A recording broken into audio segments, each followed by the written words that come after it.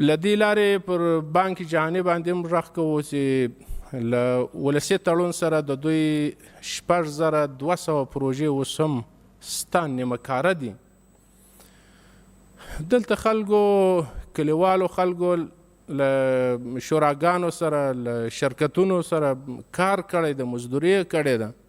د ټکټرو والا د سکواټرو والا مزدوري کړې ده. هغه خلک پر دې شورا او پر دې شرکت باندې عریضه کوي او دعوه باندې لري، خپلې پیسې ځینې غواړي، هغه راځي له موږ څخه یې غواړي. بانک جهاني دی د یو مسؤلیت له مخې د دې خپلو پروژو د تکمیل یو احساس له ځان سره پیدا کړي،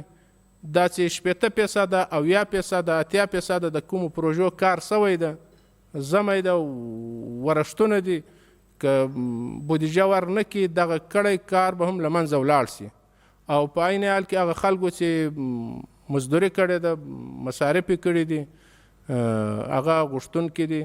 د یو احساس د یو مسؤلیت له مخې بانک جهاني ته پکار ده چې